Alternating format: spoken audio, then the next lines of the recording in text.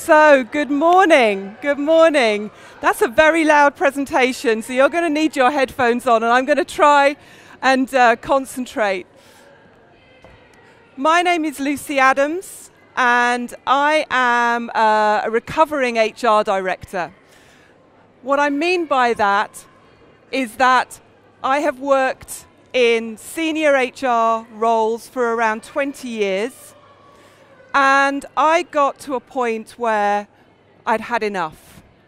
I'd had enough of trying to lead a function and to do the things that was being asked of me in terms of the HR profession in a way that I couldn't see were relevant for a disrupted world. So I'd worked in big corporates, and most recently I was at the BBC as the HR director for 5 years. And in that period, we went through such immense changes. And at the same time, I was trying to lead HR and internal communications, and I just couldn't reconcile what I was trying to do with the BBC and the changes that we were trying to implement, and also trying to do the things that they tell you to do in HR. So if you want to improve performance, you do a performance management review. If you want to make sure you have a pipeline of talent, you do a 9-box grid. If you want to improve engagement, you do an annual engagement survey. None of that seemed to make sense to me. So I'm going to tell you a little bit about some of the changes that we were going through at the BBC, and then to offer you a new way of thinking about HR. A new and fresh approach, but also to give you some practical ideas and tools and techniques that you can use. Because I'm not an academic or a researcher, I'm a practitioner. So, the BBC, obviously, huge brand, well-known broadcaster in the UK and across the world. And we were going through huge amounts of change. So, for example, we had disruptive technologies. If you'd have been a reporter a few years ago and you'd have gone out to a story, you would have had your sound man, your cameraman, you would have had lots of people around you, you would have gone to see the story, you would have filmed the story, then you'd have gone back to the studio, you would have handed over your tape, and that person would have taken that tape and gone into an edit suite and produced the package. These days, as a reporter, you self-shoot, you go into a nearby Starbucks, and you self-edit. We had unbelievable changes in the competitive landscape. So how many of you have got Netflix? Yeah? How many of you have got Amazon Prime? Yeah, it's amazing, isn't it? I can remember being on the board when it was announced that Amazon were going into online original content production. And we laughed. We thought, yeah, what are they going to do? Like a shopping channel? We had this unbelievable changing landscape of new competition coming into our market and reinventing the way that we did the production, the distribution and the scheduling of media. These days, we don't wait for our favorite program to come round and we're sitting there waiting on 8 o'clock on a Wednesday night for our favorite program. I won't start watching something, a drama, unless I can binge watch the whole thing at once. I've just done that with House of Cards season 5. We have so much choice. We want to message our friends about it. We don't just want to be passive recipients of media. We want to engage and interact with it. All of these changes meant that we were needing our people to think differently, to work with new technology, to work in different ways. We had to collaborate far more, partly to save money, and partly because audiences don't care where the media is coming from. They just want the great, positive viewing and listening experience. So I don't know if any of you have been to Glastonbury. Have any of you been to Glastonbury? So Glastonbury is a big, big music festival in the UK. And if you'd have gone to Glastonbury 3-4 years ago, you would have seen a team from Radio 1, team from Radio 2, there'd have been the team from BBC 3, there would have been the online team, there would have been the local news team, the national news team, all competing for resources, all trying to get the interviews with the stars.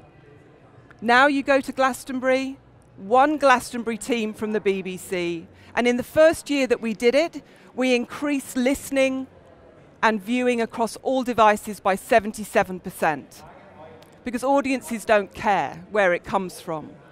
But internally, that was really hard for us. We didn't want to work with other teams. We had a very tribal organization. So we had Tribe News, who hated Tribe Television, who hated Tribe Radio, who hated Tribe Online, and trying to get them to work across these boundaries was really tough.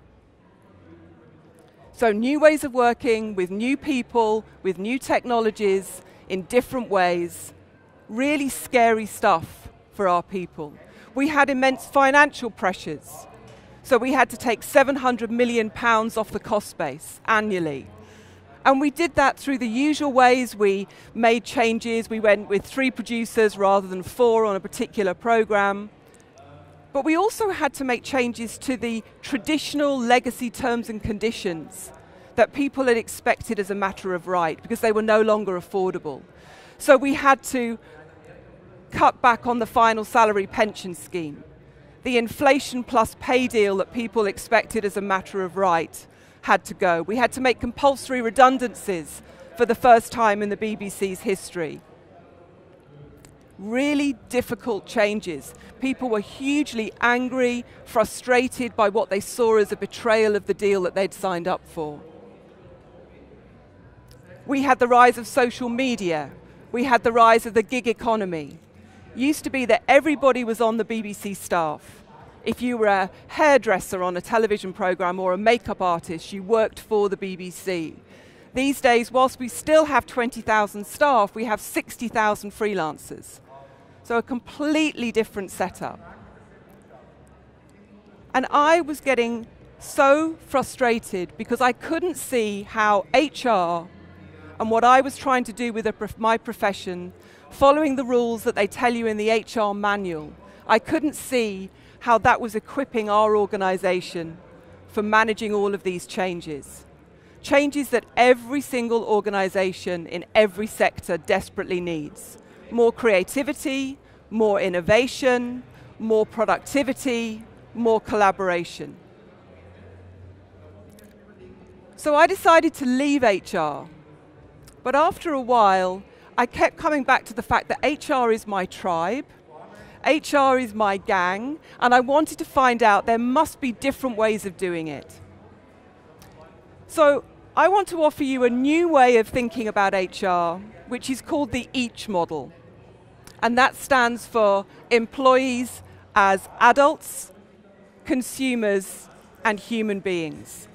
And I'm going to touch on each of these, and I'm going to share with you what that looks like, why it's necessary, but also to give you some practical examples of what organizations are doing today.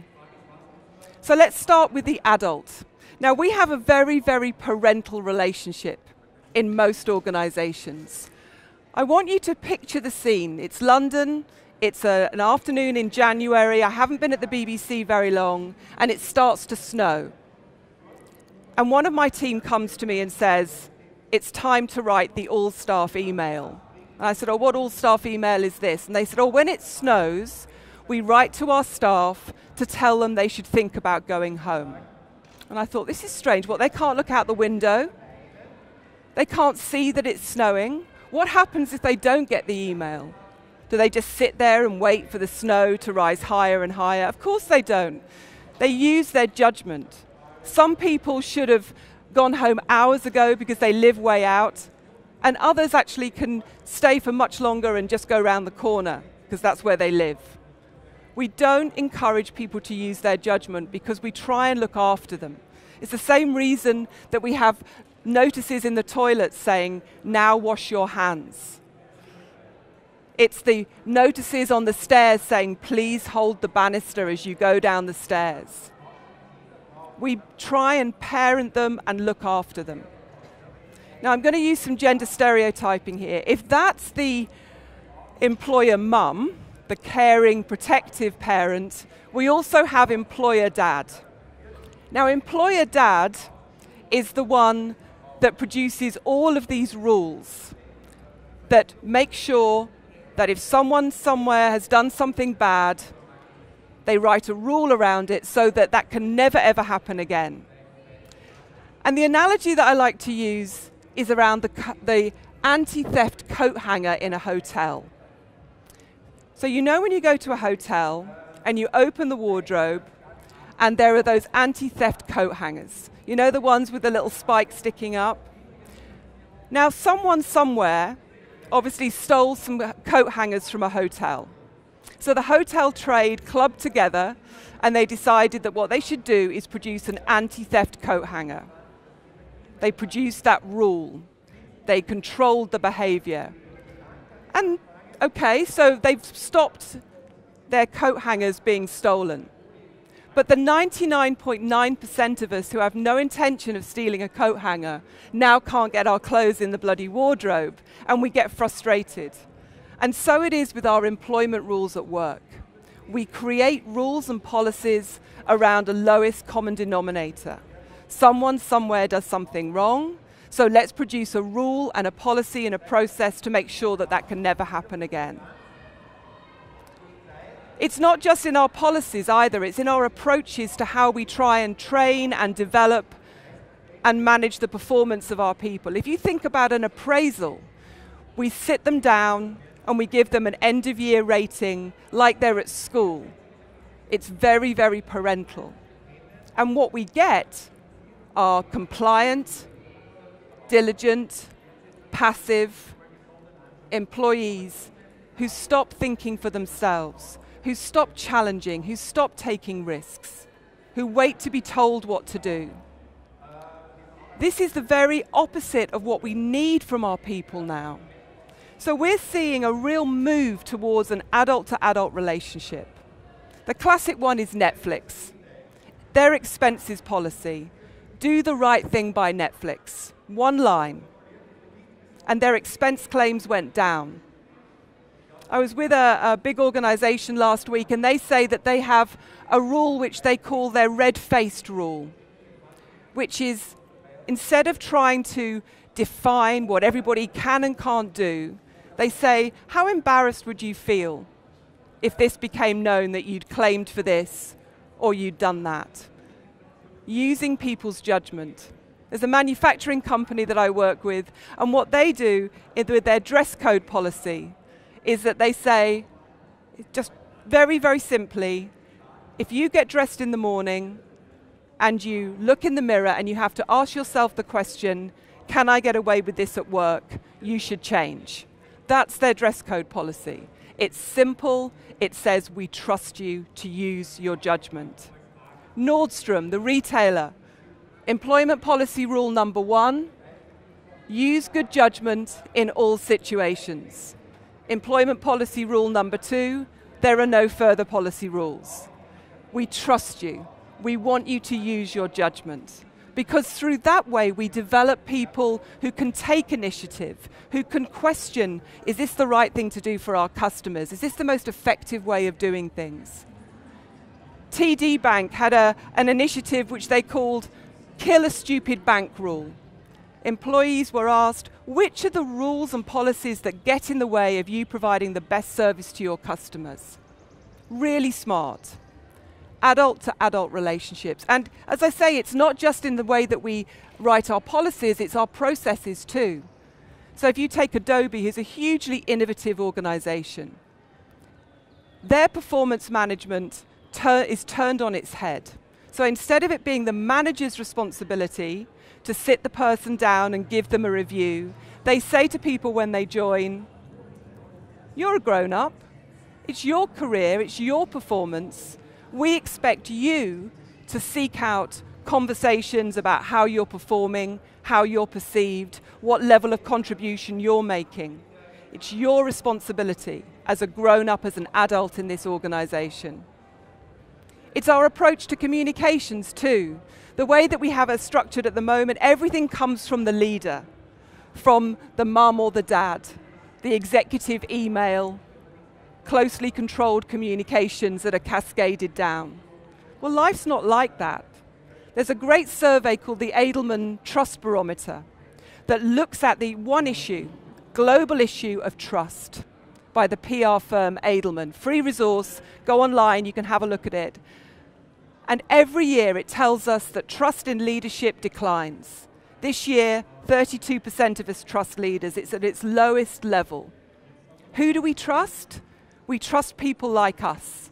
It's why we look on TripAdvisor to check out a review of a hotel, not the hotel's PR blurb on their website. It's why Glassdoor is so powerful. If you haven't looked at Glassdoor for your organization, have a look at it. Because Glassdoor is an amazing resource. And it's based on the fact that we trust people like us. So L'Oreal take a view, let's encourage our people to use Glassdoor, not be frightened of it, but encourage all of their people to use Glassdoor, and then they review the verbatim comments on Glassdoor at their board. Because that's the importance they place on it, that actually people will be honest with each other. At the BBC, we had an internal newsletter that was written by staff for staff. And when I first got to the BBC, I was amazed because I said, hold on a minute, so a huge chunk of my budget is going on an internal newsletter that can basically criticize me and everything that I do. And they said, yes, that's right. And I thought, right, well, that's going. I'll get rid of that quickly. And then I realized that actually, in an environment where you have 6,000 journalists working for you who hate management, who are totally distrustful of anything that comes from the top, in that kind of environment where you have several people who had anything from internal communications on auto-delete, in that kind of environment, having something that is trusted because they believe that it's by people like them is absolutely vital. So, moving to a more adult-to-adult environment, and it's not just because it's nice and fun and makes us feel better. This actually increases productivity, increases innovation and creativity. There's a great book called The Trust Molecule by Paul Zak, and it talks about how if we feel trusted at work, trusted to use our judgment, trusted to make decisions, trusted to use our initiative, then on every measure, creativity, innovation, stress levels going down, intention to stay, on every measure, the results go in the right direction. Adult to adult. So the second element of this new way of thinking about HR is us as consumers, employees as consumers. If you think about Amazon's approach to their consumers, or your local supermarket loyalty card, they want to know you as an individual. They want to know you as an individual human being. They want to know everything about you, how you think, how you feel, how you behave, an incredible level of detail and information about you. What do we have in HR? We have the annual engagement survey. Can you imagine any consumer organization saying, it's all right, we've checked out how our consumers have feeling this year, we don't need to do it for another year? It's crazy. No one would do that. We spend a fortune on these engagement surveys that come back and are aggregated at such a high level that they're relatively meaningless. And they tell every organization the same thing that they tell every other organization, that they want better training, better communications, better leadership, better career development. If we thought about our people as consumers, we would take a very different approach. And there's a couple of examples I want to share with you. Firstly, Virgin Trains. So Virgin, great brand in the UK, they run train companies. What they did was to ask their consumer marketing team And they said, if you were going to look at our employees, how would you begin to profile them? What would you want to know about them? And they said, well, we would want to know the usual stuff that you want to know about, like how old they are and how long they've stayed here. But they'd also want to know their career aspirations. They'd want to know their learning style, their social media preference. And they implemented this approach with the help of their consumer marketing team, and they arrived at 12 Virgin Trains personality types.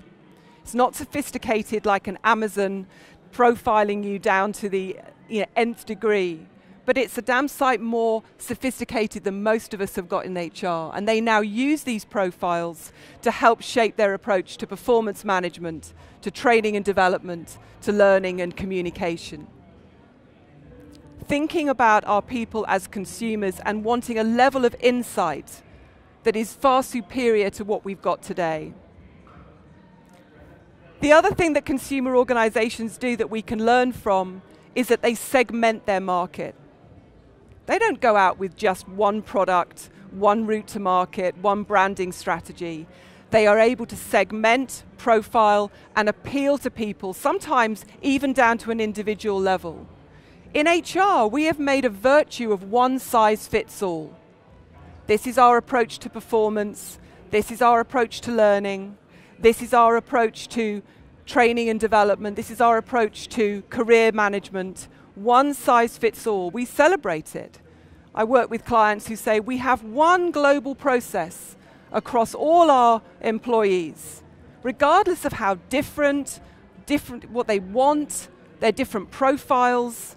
No wonder it doesn't cut through, because tailoring and segmenting works. 75% of Netflix downloads come from those that are recommended for us. 35% of additional growth for Amazon comes from personal recommendations, recommended for you, because it feels special and different for us as a consumer. We need to adopt this consumer mindset for our people, and I'll share with you a couple of examples. If we look at Starbucks, so Starbucks took an approach.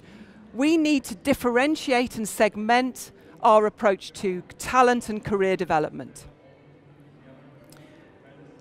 They worked with their consumer marketing people and they looked at who actually works for Starbucks. And they came up with 3 types of people. The first type they called the careerists, the ones who were hugely ambitious, who saw that they really wanted to get on at Starbucks, and they needed something very different and very focused in terms of their career support, their development. Then they had the artistes. They called them the artistes. And the artistes were people who were interested in the community aspect of working in a Starbucks store. The relationship with the community feel, the social enterprise side of it. And finally, they had the skiers. They called them the skiers. And the skiers were those people who were only there for the cash. They just wanted to earn enough money by working at Starbucks so that they could then go skiing or whatever passion it was that meant something to them. And they used these 3 groups to tailor their approach to career development, to performance, and training support. Really insightful, segmenting their market. I'll share with you what Wipro did as well. So Wipro is a big Indian business process outsourcing organization in a sector that has typically a very, very high turnover of staff. What they did was to say, we tend to use onboarding, induction, orientation, whichever word you use. We tend to use it to tell people, this is who we are, broadcast, this is what we expect of you, this is how we want you to conform to us, our values, our processes. What if we turned it on its head? What if we said, actually, induction and orientation is our opportunity to really find out who is this person who's coming to work for us? What is special and different about them? And they did a very simple thing. During the orientation and the induction, they did a problem-solving exercise. And the problem-solving exercise helped the line manager understand who was going to be joining them. What was their learning style? What was their approach to problem solving? And they were then able to shape their approach as a line manager from the start. their staff turnover reduced by 33% in the first 6 months by taking a consumer mindset to thinking about how they induct the people that come into their organization. And my final favorite one on the consumer side is an agency that has in their every contract what they call the Don Draper Clause. So the Don Draper Clause, for those of you who are fans of Mad Men, you'll know that Don Draper has a reputation for the good things of life. So that's putting it diplomatically. The Don Draper Clause for this agency is an opportunity for each individual to have something in their contract that is special to them. It could be that they want flowers on their birthday. It could be that they want to do a particular training program. It could be that they like a particular chair. It's about a way of saying, we're going to try as much as we can to create something that is special for you, that is unique about you, a consumer mindset. Employees as adults, consumers, and then the third part, employees as human beings. Now, when I was having my dark moments as an HR director in these large organizations, my frustrations were growing, and I went home at night and I used to think, am I doing anything in this organization that is actually really adding value, that is changing and equipping this business to cope with the level of disruption and change that it's having to face? And I realized that so much of what we do in HR is not based on how human beings actually think, feel, are intrinsically motivated, communicate with one another. If we had longer, we could look at how there is no evidence that human beings are motivated by money. And yet so many of us still plow millions and loads of hours into bonus schemes that are designed to try and motivate by dangling a financial carrot at the end of the year. If we had longer, we could look at how learning, how the human brain, if they go on a training program, forgets 80% of what they've learned within 30 days. And yet we still perpetuate in putting on learning programs that we put all of our people through. We could look at the issue of language, how most human beings need, if they're going to be inspired to make changes, if they're going to be inspired to do things differently, they need not just to be communicated on the left-hand side of their brain, which is about the logic and the analysis and the data, but they need to be inspired by storytelling and the imagination, the right-hand side of their brain. And yet how many times have we been to a conference and we see our chief exec stand up and do PowerPoint slide after PowerPoint slide with data and graphs and numbers? We don't think about how human beings think, feel, behave, and are intrinsically motivated enough within HR. And I want to focus in on one main example of this, the annual performance review. Now, in all the years I've been in HR, I have never yet had a manager say to me, "Oh, great, it's annual performance review time again. I can't wait." I have never heard that expression. I have never seen employees skipping down the corridor to go to their employee performance review thinking, "Great." There was a survey recently that showed one of the primary reasons why people take a week off work sick is because they had their performance review the week before. What an indictment. And if we look at the aspects of a performance review, it's no wonder. Let's just break it down. The setting of objectives. Now, the idea that in a disrupted world, that an objective that is set in April will still be relevant the following March is just crazy. The idea that if we have objectives that are cascaded down to us, that we will be inspired to pursue those goals. I'm working with a major bank at the moment. They started cascading their objectives in November. By the time it got down to the front line, it was May. Really? This is the way we're going to inspire and encourage our people to lead and to develop and to get excited about what they're trying to achieve by cascaded goals from the center. So we're seeing a change of approach in the way that organizations are doing their goal and objective setting.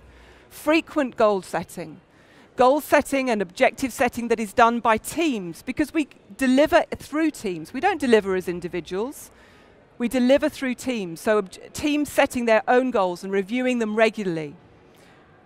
We're seeing goals that are being set round a broad parameter of the purpose of the organization, not financial targets cascaded, but each team talking about how they are going to contribute to that broader purpose.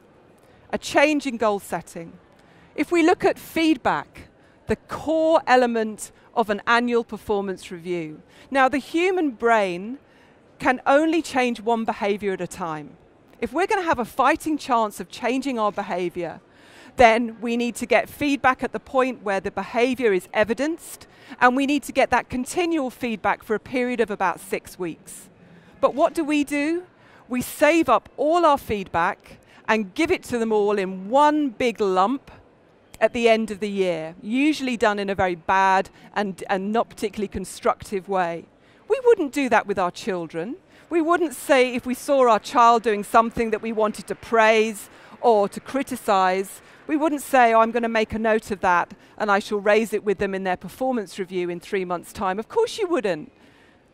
It's not human. By the way, the words, "can I give you some feedback?" has the same impact on the brain as someone running up behind you at night in the dark wearing a hoodie. It is scary, it is intimidating, and the impact that it has on our brain is for us to shut down that part of our brain that is about leaning in, problem solving, lateral thinking, all of the things that we desperately need from our people. And finally, ratings. Ratings, I think, is the single biggest issue that we have with performance reviews. The idea that we can categorize and sum up all of that individual's contribution, all of their talents, all of their personality traits in a number is crazy. And then we kind of said, well, actually, no, we're not going to do that. We're going to use phrases instead of numbers. So we're going to change it to meets expectations. Everyone knows meets expectations is number 3. Let's stop fooling ourselves. 92% of companies still do an annual performance review.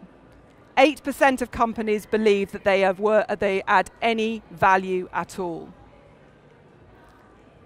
Fortunately, we are seeing changes. We are seeing companies moving to frequent check-ins, getting rid of the annual cycle. We're seeing companies change the way they describe it from a performance review to a career conversation. Hearst Publishing, the big publishing group, they just did that. They said, actually, we're not going to call it performance reviews. We're going to say, you're entitled to a career conversation. Now, I might want a career conversation. I don't think I want a performance review, but a career conversation might be more appealing. If we begin to think about how human beings actually think, feel, and behave, we have a fighting chance of designing approaches that genuinely work. And before I close, I just want to say a word on human leaders. We have a view that leaders should be these superhuman beings, that they should be bigger than everybody else, brighter than everybody else, know more than anybody else. In today's world, that is just not feasible. It's not just feasible, it's not desirable. The leaders of tomorrow are going to be very, very different animals. And there's a great piece of work by Harvard Business Review and Egon Zehnder, the search company.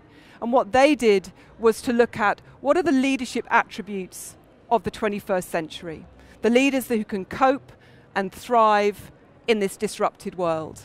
And they didn't come up with a leadership competency framework with 100 behaviors and contraindicators like we try and do in HR. They came up with 5 very simple elements.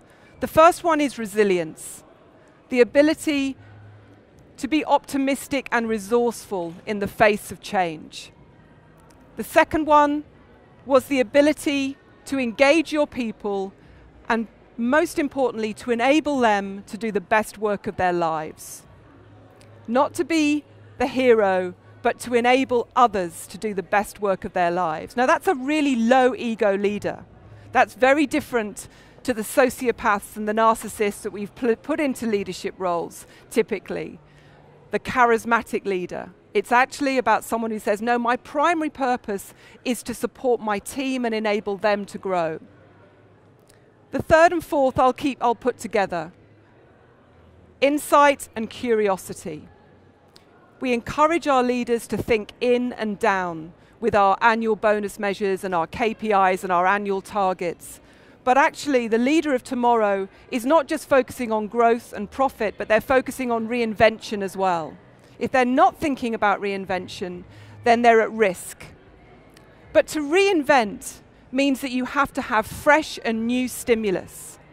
I was watching a brilliant documentary on David Bowie at the weekend. And you realize that what David Bowie did to continually reinvent himself was to change the stimulus all the time, working with new people, working in different environments, going and seeking out new types of music. Now, most rock stars and most leaders don't seek out new stimulus. They go to conferences on best practice in their particular sector. They focus in and down on their organizations. If we're going to have leaders who can cope with the disruption, they have to have these human traits of curiosity and insight. And the final element of a human leader of the future is humility. And we're seeing more and more organizations focus in on humility as being a key attribute of leadership. Netflix has the expression, we won't tolerate brilliant jerks. I love that. Southwest Airlines say, we will have no BS, and they don't mean no bullshit, they mean no big shots. They want leaders who have the ability to say, I don't know. I'm sorry, I think I got that wrong. What do you think? I'm uncertain about this. That level of humility is what will rebuild the trust in leadership that has been lost. At the BBC, we had a very difficult period. You may have heard about it, but we had a crisis called the Jimmy Savile crisis, which was a guy who had been a big star at the BBC who turned out to be an abuser. As we went through this crisis and we were reeling from it, we asked our people, who are the leaders that you like working for? Who are the leaders that inspire you, that you go to for connections, for insight, for support? Who are the leaders that you go that extra mile for? And these 50 names came up. And I said, what is it that they do, these leaders? And they weren't actually doing Harvard Business Review style competencies. They said, these leaders know my name, their doors open, they remembered my dog was ill and they asked about it. They said, thank you for a job well done. They said, I'm sorry, I think I got that wrong. They admitted that they didn't know. Really human stuff. HR has got a choice. We are at a crossroads. If we continue to go down the parental compliance route, one-size-fits-all policies and processes that would show no understanding of how human beings actually think, feel, and behave, we will become irrelevant. And that will be a good thing. But we have a chance if we think about creating an environment where people are able to be adult, where they're able to use their judgment, where they have the freedom to move, to think. If we create an environment where people feel that the organization is being designed around them, that they're not being squeezed into the organization and forced to comply. And fundamentally, if we are able to build an approach which is human, then we have a fighting chance. Thank you very much for listening. Thank you. Thank you very, very much. Thank you. Thank you. Thank you. Thank you. Now, I've thrown a lot of information at you.